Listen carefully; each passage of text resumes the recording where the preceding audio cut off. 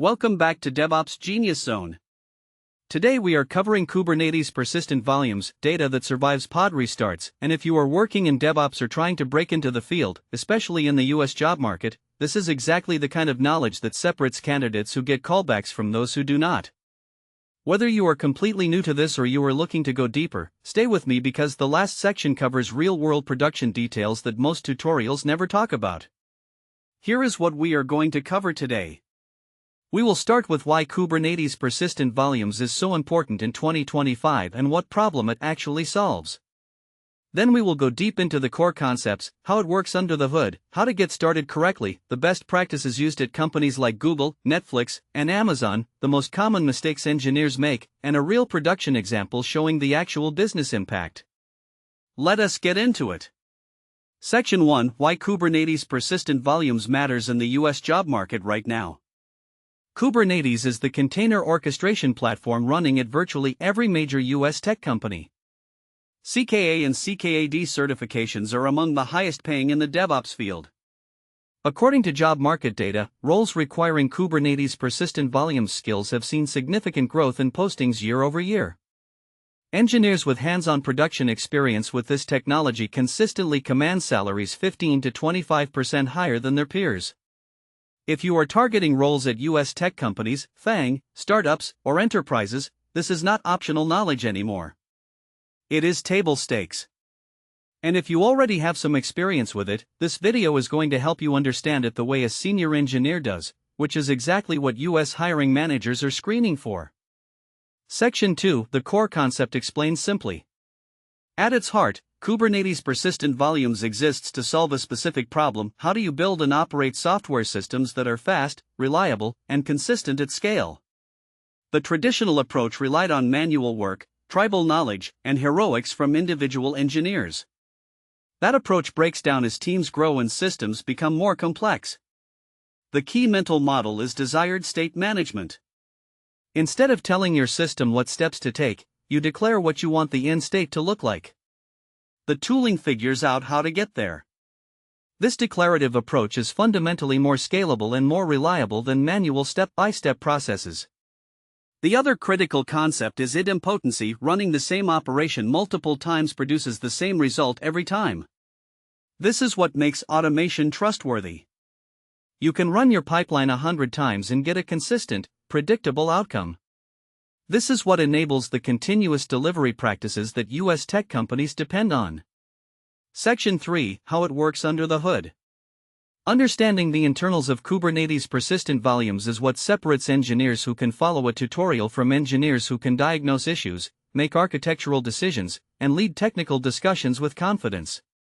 When you interact with Kubernetes Persistent Volumes, there is a control layer that receives your instructions, validates them, computes the difference between the current state and your desired state, and then executes the operations needed to close that gap.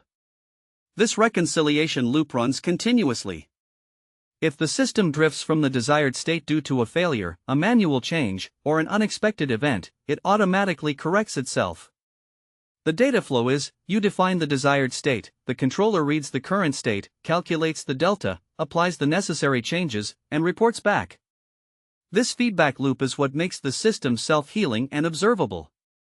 When something goes wrong in production, this mental model tells you exactly where to look to diagnose the issue quickly.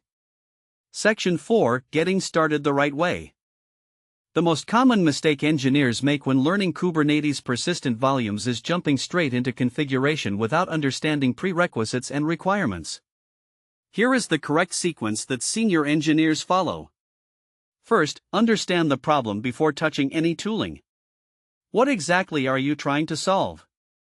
What does success look like? What are your constraints around security, cost, and performance? 5 minutes of requirements thinking prevents 5 hours of rework. Second, start with the simplest working setup. Get something running end to end before adding any complexity. Every layer of complexity you add before having a working baseline makes debugging dramatically harder. Third, version control every single thing from day one. Every configuration file, script, and infrastructure definition goes into Git with meaningful commit messages. This creates history, enables code review, and makes rollbacks trivial. Fourth, build observability in from the start. Metrics, logs, and health checks should be implemented before features, not after. You cannot operate what you cannot observe. Fifth, always test in a lower environment before production. A staging environment that mirrors production is not a luxury, it is basic engineering discipline. A 5-minute test prevents a 5-hour production incident. Section 5, Best Practices from Engineers at Top U.S. Companies.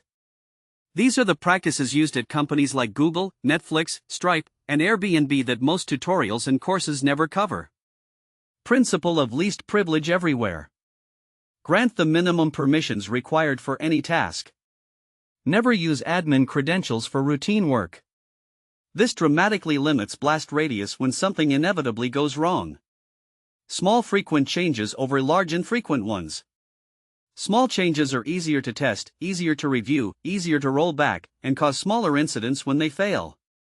This is the foundation of continuous delivery culture. Automate ruthlessly but intentionally. If you do something manually more than twice, write a script. If you run that script manually more than twice, put it in your pipeline. But always understand what the automation is doing before you trust it with production. Document the why, not just the what. Your configuration files show what you are doing. Your documentation and runbooks need to explain why you made specific choices. That context becomes invisible to anyone reading the code in 6 months. Monitor your automation as carefully as your applications. CI/CD pipelines, deployment systems, and infrastructure automation all need alerting. Silent failures in automation are particularly dangerous because no one notices until something breaks in production. Section 6, Common mistakes and how to avoid them. Mistake 1, skipping the planning phase. The urge to start building immediately leads to rework, technical debt, and architectural decisions that are painful to reverse. Mistake 2, treating security as an afterthought. In the US, regulatory requirements, compliance audits, and the cost of breaches make security-first thinking essential from day one. Mistake 3, not handling failures gracefully.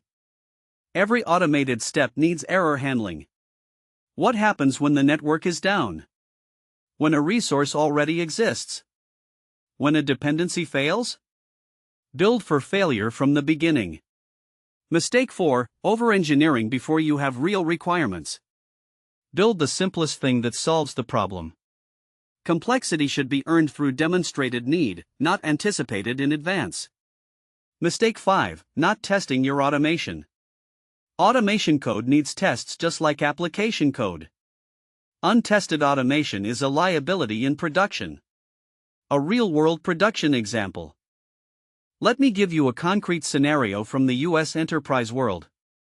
A company with 15 microservices was spending 4 hours per week on manual deployments, experiencing environment inconsistencies between development and production, and losing an average of 45 minutes per incident trying to determine which change caused the problem. After properly implementing Kubernetes Persistent Volumes, following exactly the principles we covered today, manual deployment time dropped to 0. Environment consistency issues were eliminated because everything was defined as code in version control.